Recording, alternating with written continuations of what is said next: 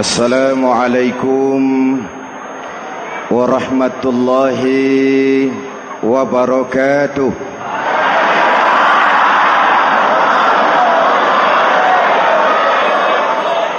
Alhamdulillahi rabbil alamin. Wassalatu wassalamu ala asyrafil mursalin Sayyidina wa maulana Muhammadin wa ala alihi wa sahbihi ajmain, amma ba'du.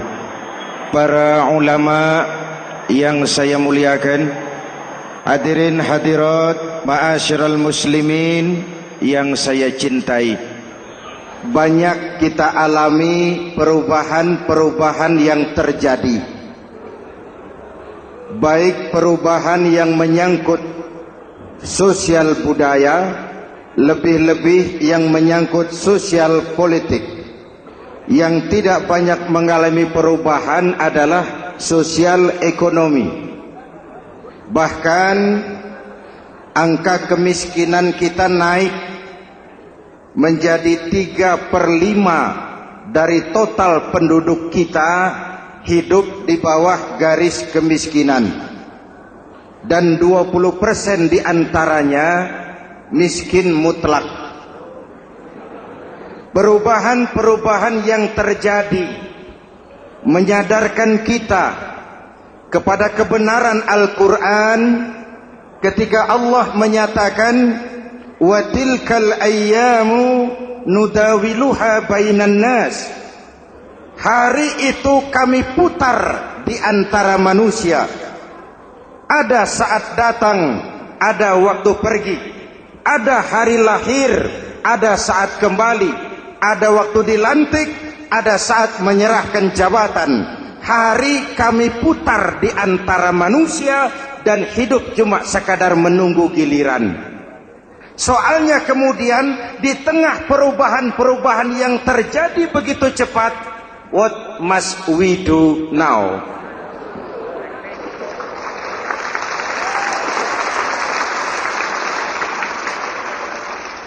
Saya juga nggak ngerti itu. Yang penting kan penampilan. Saudara-saudara kaum muslimin di seluruh tanah air, jadi pemimpin adalah pelayan bagi orang yang dipimpinnya. Okelah, perbaikan ekonomi, pembukaan lapangan kerja baru kita serahkan kepada pemerintah, karena kita percaya mereka orang-orang terpilih belaka yang dipilih dengan kepercayaan akan mampu membawa rakyat keluar dari kesulitan. Amin. Tugas kita sekarang di zaman susah meluruskan akidah. Jangan sampai mbah dukun yang naik ke permukaan. Betul? Islam misinya yang pertama membebaskan manusia dari kemusyrikan. 13 tahun Rasul berjuang di Makkah, menanamkan akidah, meluruskan keyakinan, membentuk iman. 13 tahun membebaskan manusia dari belenggu kemusyrikan. 13 tahun menanamkan la ilaha illallah Muhammadur Rasul dengan seluruh konsekuensinya.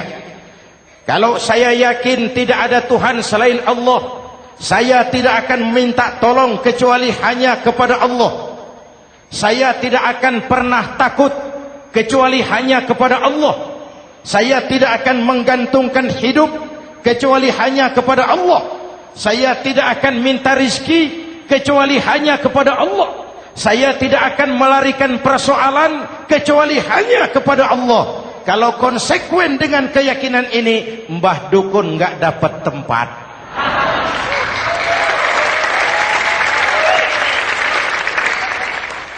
Akur? Ayo lihat secara sederhana. Saya sandaran di tiang, tiangnya ambruk, sayanya jatuh. Saya sandaran di tembok, temboknya runtuh, saya juga runtuh. Saya sandaran kepada orang kaya, dia jatuh miskin, saya bangkrut. Saya sandaran kepada jenderal, dia pensiun, saya selesai. Tapi kalau saya sandaran hanya kepada Allah, Allah tidak akan pernah miskin, Allah tidak akan pernah lumpuh, Allah tidak akan pernah terpuruk, dan Allah tidak akan pernah berkurang kekuasaannya.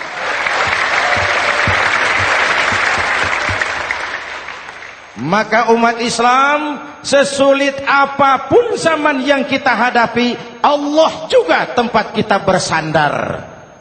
Jelas? Selama ini kita iman dalam ucapan, tapi sekuler dalam perbuatan. Di masjid ada Allah, di kantor Allah tidak ada, maka korupsi merajalela.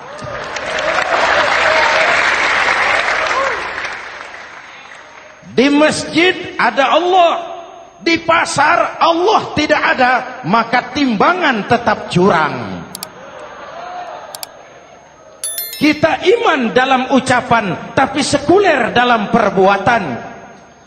Oleh karena itu, sesulit apapun zaman yang kita hadapi, iman jugalah pegangan kita, Allah juga tempat kita bersandar. Boleh zaman berubah, akidah jangan sampai goyah.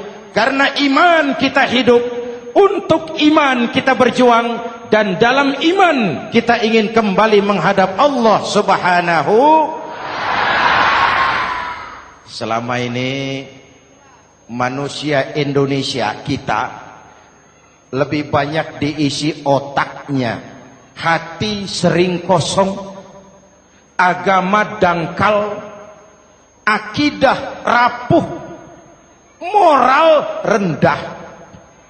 Memang kemudian muncul banyak orang-orang pintar, cuma sayang tidak benar.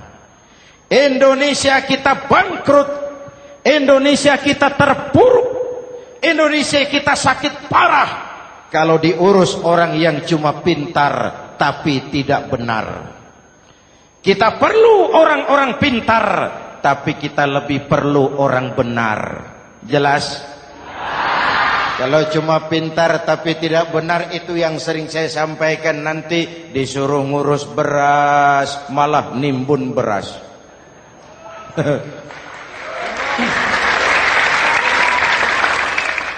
Disuruh ngurus laut malah jadi bajak laut.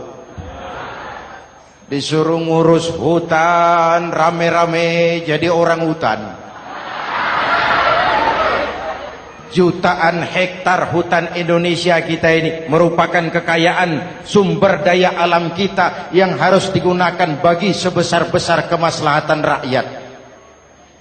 Yang disuruh ngurus hukum malah bikin hukum seperti pisau, tajam ke bawah, tumpul ke atas. Jangan heran lalu di masyarakat muncul street justice, pengadilan jalanan, sebagai refleksi dari ketidakpuasan melihat sikap hukum yang sangat berpihak. Kalau yang kecil salah, hukum cepat-cepat ditegakkan.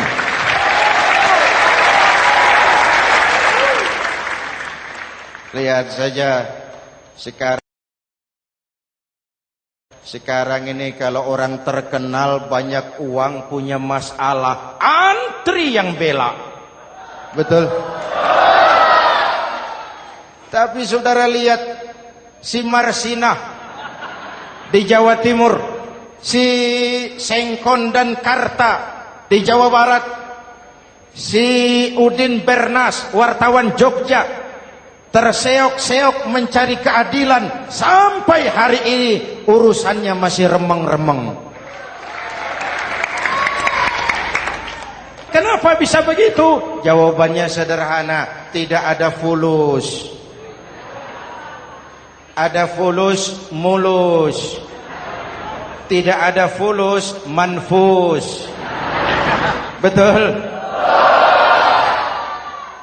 Jangan sampai para penegak hukum kita terjebak pada lagu baru, maju tak gentar membela yang bayar.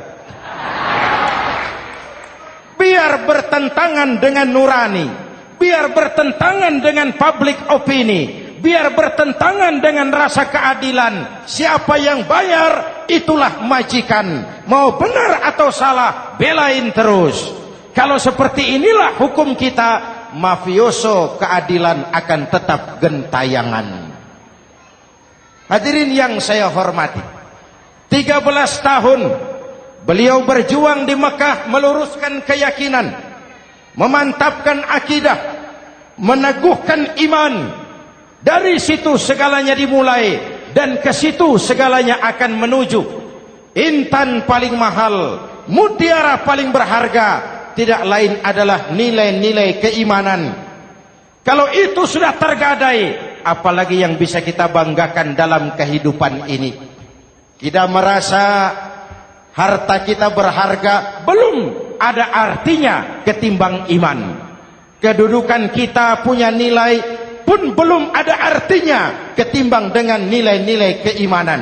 Itu intan paling mahal, itu mutiara paling berharga. Harta baru ada manfaatnya kalau dilandasi dengan iman. Jabatan dan kedudukan baru terasa gunanya kalau dilandasi dengan keimanan. Kalau jabatan lepas dari iman, yang akan lahir Fir'aun baru. Jelas? Kalau harta terlepas dari iman, yang akan muncul adalah konglomerat Korun. Kalau ilmu pengetahuan terlepas dari nilai dasar keimanan, maka yang akan muncul adalah ilmuwan pelacur yang menyalahkan yang benar, membenarkan yang salah untuk kepentingan pribadi. Dan kondisi seperti itu tidak akan membuat kita makin sehat. Oleh karena itu, pada kesempatan ini, pesan pertama saya, menghadapi zaman susah, tetap jaga akidah. Tetap pelihara keyakinan. Kesulitan bukan untuk ditakuti, untuk diatasi. Hidup adalah kerja keras, bukan keajaiban. Perubahan tidak akan datang hanya dengan simsalabim abragadabra. Perubahan tidak akan muncul hanya dengan berandai-andai. Perubahan tidak akan turun dari langit seperti turunnya embun di waktu malam. Perubahan adalah kerja keras. Sehingga Al-Quran membimbing kita, innallaha la yughayyiru ma biqaumin hatta yughayyiru ma bi anfusihim. Allah tidak akan mengubah keadaan suatu bangsa kalau mereka tidak mau mengubah apa yang ada di dalam diri mereka. Yang ada di dalam diri itu rule of thinking, state of mind, cara kita berpikir, cara kita memandang kehidupan, cara kita mengatasi persoalan. Hadirin yang saya hormati, inilah iman. Berangkat dari ini kita menyadari, ini ujian buat kita rakyat. Dan kita rakyat Indonesia ini kalau sama susah sih sudah kenyang. Ya Pak? Ya Pak? Kita ini sebagai bangsa mengalami apa yang disebut oleh Bung Karno up and down. Naik, turun, timbul, tenggelam, pasang, surut. 350 tahun dijajah oleh Belanda, kita susah. Berangkat Belanda, masuk Jepang, susah lagi. Pergi Jepang, datang nikah, susah lagi. Lalu kita merdeka, dirongrong oleh berbagai pemberontakan, susah lagi. Makan bulgur, antri minyak. Lalu PKI berontak, susah lagi. Muncul orde baru, lama-lama susah lagi. Orde baru selesai, naik reformasi, mulai repot nasi, susah lagi.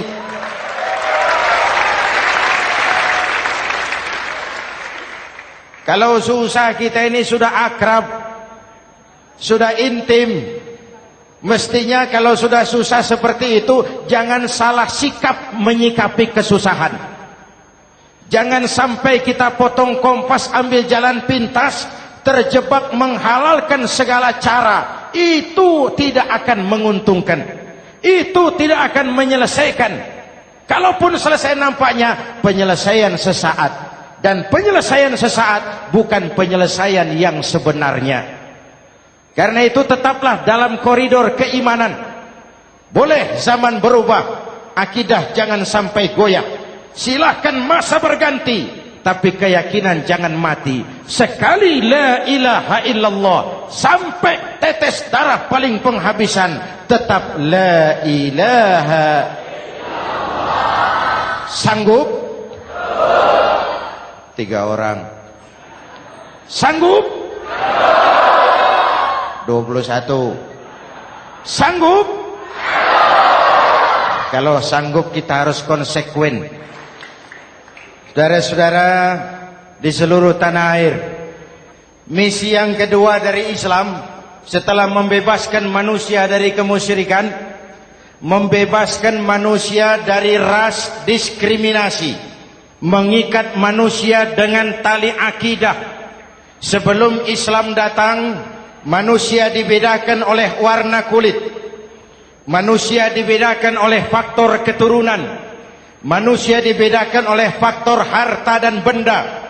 Adalah Rasul yang mengajarkan, innallaha la yanzuru ila suwarikum wala ila amwalikum walakin yanzuru ila qulubikum wa a'malikum. Allah tidak melihat potonganmu, Allah tidak melihat hartamu. Yang Allah lihat itu adalah hatimu dan amal perbuatanmu. Jauh sebelum Amerika teriak-teriak membanggakan apa yang mereka sebut sebagai Declaration of Independence, Nabi sudah mengajarkan kepada kita semua, An-nas kulluhum li Adam wa Adam min turab, la fadla li Arabiyyin ala ujamiyyin illa bittaqwa. Seluruh manusia berasal dari Adam. Adam diciptakan dari tanah. Tidak ada kelebihan Arab dengan yang bukan Arab kecuali takwanya. Jauh sebelum Amerika mencanangkan bahwa semua manusia dilahirkan sama, that all men are created equal. Jauh sebelum itu Islam sudah membebaskan manusia dari ras diskriminasi. Apa dalam konteks kekinian menghadapi zaman susah tetap jaga kerukunan? Ya Pak, ya Bu, oi Bu. Menghadapi zaman susah tetap jaga kerukunan, baik antar umat seagama, antar umat beragama, maupun antar umat beragama dengan pemerintah. Menjaga kerukunan. Jangan saling sikat sikut di antara kita. Sebab kalau sudah rukun, saya ajak berhitung. 1 ditambah 1 sama dengan, itu matematika namanya. Hasilnya pasti. Tapi angka sosial hasilnya aneh. Saya ubah jadi angka sosial. Ayo kita berhitung lagi. 1 orang takut ditambah 1 orang takut sama dengan 2 orang setengah berani. Kenapa setengah berani? Karena sudah berdua. Tadi kan takut sendiri. Kalau sama-sama takut berkumpul jadi setengah berani. Kalau ditambah 1 orang takut lagi, 1 orang takut ditambah 1 orang takut ditambah 1 orang takut sama dengan 3 orang berani. Kenapa jadi berani? Karena sudah bertiga. Kita yang lemah, kita yang marginal, kita yang dikucilkan, bahkan kita yang dilecehkan, kalau mau rukun kita akan kuat dan tidak bakal dipermainkan orang.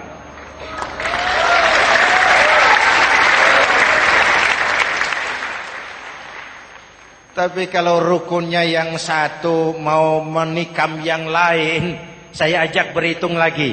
Yuk berhitung yuk. 1 ekor ayam ditambah 1 ekor musang sama dengan 1 ekor musang. Kemana ayamnya? Dimakan musang.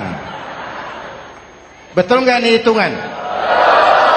Ayo kita hitung lagi. 1 ekor ayam ditambah 1 ekor musang sama dengan 1 ekor musang. Kemana ayamnya? Dimakan musang. Jadi kalau kita suka kumpul dengan orang yang mau makan kita, selesailah kita.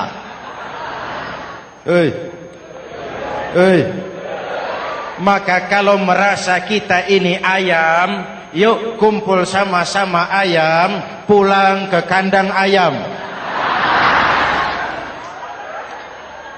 Kalau ada ayam kumpul ke kandang musang, itu namanya ayam minum baygon. Jelas? Menjaga kerukunan. Pertama, antar umat seagama, sesama muslim harus saling menjaga, harus saling memelihara. Baik dia muslim yang jadi kapolri, baik dia muslim yang jadi kasat, baik dia muslim yang jadi pengusaha, baik dia muslim yang jadi petani, nelayan, guru, semua komit menjaga semangat kebersamaan, rukun antar umat seagama. Jelas? Jelas? Hadirin yang saya hormati, atas dasar itu saya ingatkan kembali, kita semua ingin persoalan terorisme dilepaskan kaitannya dari agama manapun. Tidak ada kaitannya terorisme dengan Islam, dengan Kristen, dengan Hindu, dengan Buddha. Tidak ada kaitannya terorisme dengan pondok pesantren.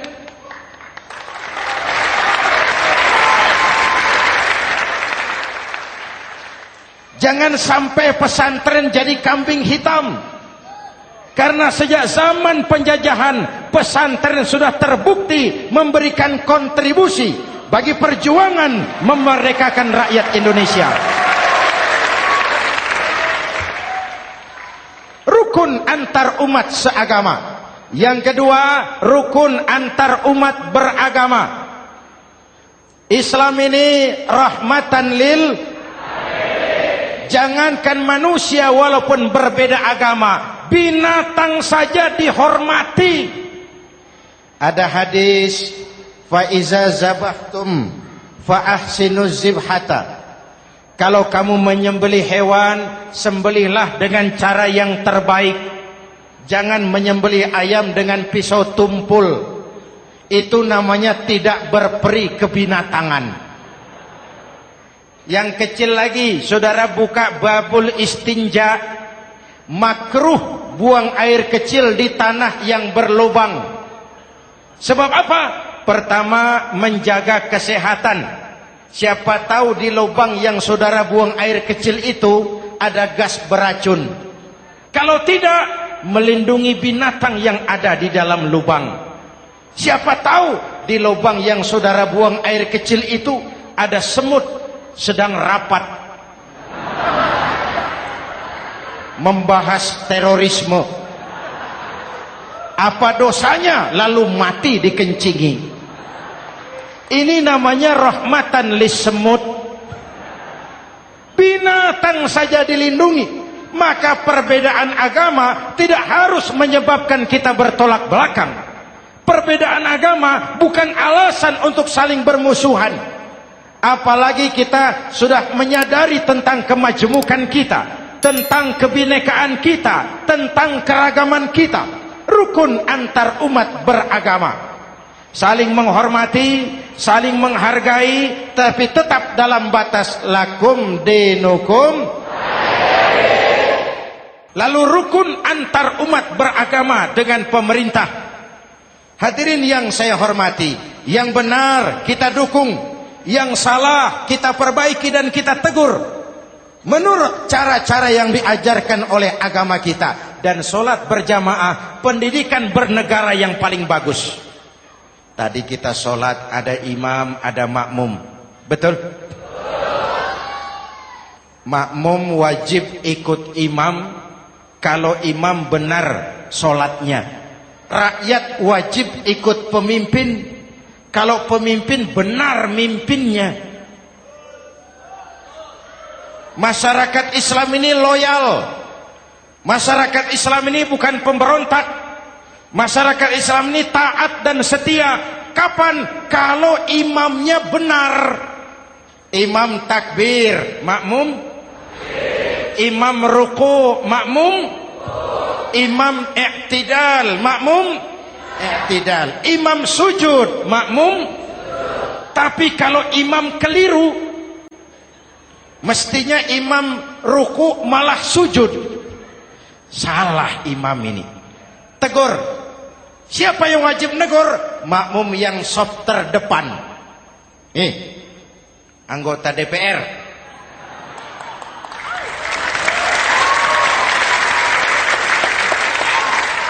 Ini wakil-wakil makmum ini. Saf di depan ini. Kalau imam keliru mereka paling tahu. Ngomong. Tegur. Bagaimana negurnya? Ada aturan main. Mestinya ruku, imam sujud. Salah ini imam. Subhanallah. Kan begitu negurnya. Betul? Tidak boleh juga imam keliru, makmum emosi. Main pegang. Woi, makmum salah. Hoi, hoi. Kacau sholat. Betul? Anggota dewan ini, saf di depan. Itu kalau imam keliru. Satu saat imam buang angin. Namanya manusia bisa buang angin toh. Apa makmum lalu berkata, demi kesetiaan saya kepada imam, imam buang angin, saya lebih keras lagi. Itu namanya fanatisme buta, loyalitas yang goblok. Imam buang angin, minggir. Iyyaka na'budu wa iyyaka nasta'in. Sampai situ imam buang angin, minggir imam. Lalu saf yang di depan maju. Tidak usah bikin solat baru, teruskan pekerjaan imam. Ihdinas siratal mustaqim. Teruskan. Kenapa? Kalau bikin solat baru lagi, nanti buang angin lagi. Bikin lagi solat. Kapan selesainya solat? Kapan selesainya membangun negara ini? Yang penting imam tahu diri, buang angin, minggir.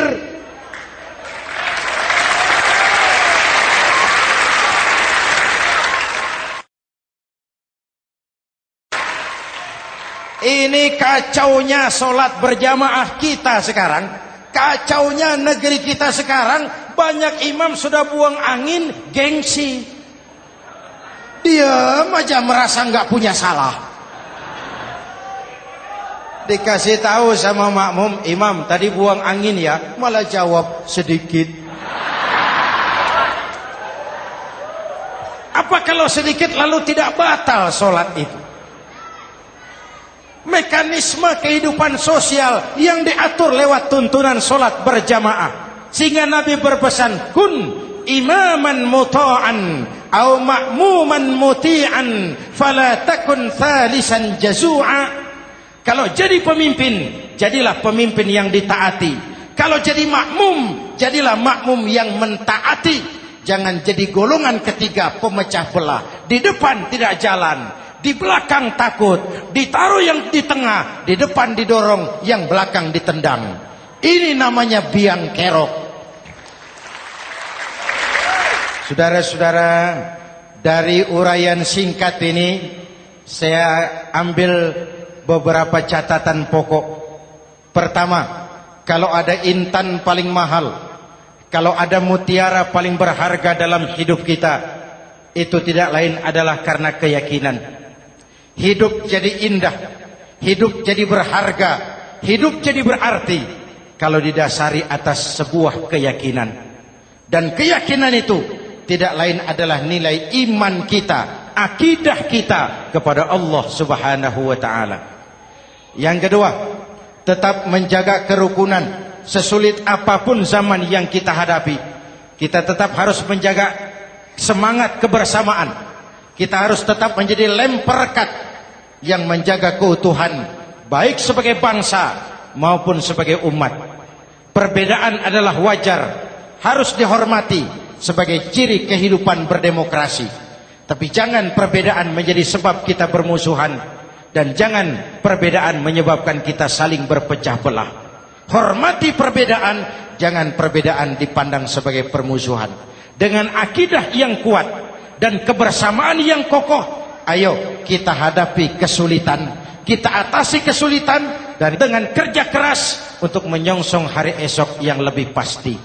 Mari kita Fatihah, semoga Allah memelihara kita bangsa Indonesia. Ala hadhihi niyah wa ila hadratin Nabi. Al-Fatihah.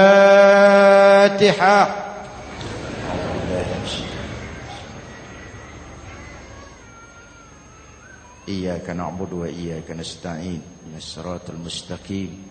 Siratal ladzina an'amta 'alaihim. Bismillahirrahmanirrahim. Amin. Alhamdulillahi rabbil alamin. Allahumma salli wa sallim mubarak ala sayyidina Muhammadin wa ala alihi wa sahbihi ajma'in. Allahumma rabbana taqabbal minna salatana wa siyamana wa qiyamana wa takhashu'ana wa ta'abbudana wa tammim taksirana ya arhamar rahimin. Allahumma aslih man fi salahihi salahul muslimin. Allahumma ahlik man fi halakihi salahul muslimin. Allahumma rabbana la tu'akhizna in nasina aw akhtana. Rabbana wa la tahmil alaina isran kama hamaltahu ala alladhina min qablina.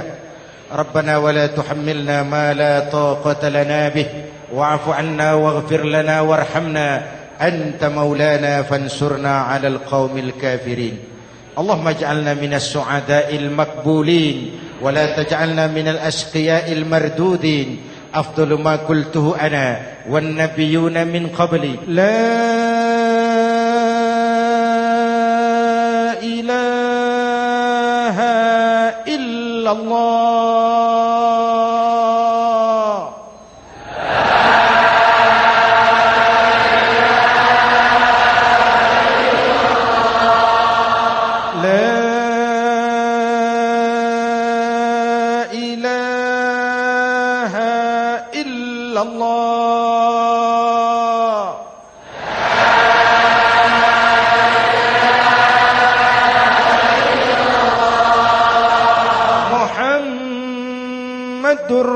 Rasulullah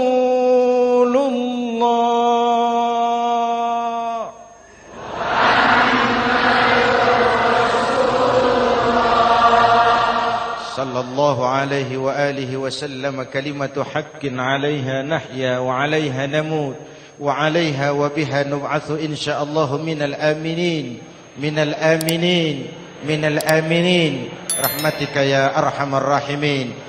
Sallallahu ala sayyidina Muhammad wa ala alihi wa sahbihi ajma'in. Ana rabbika rabbil izzati amma yasifun.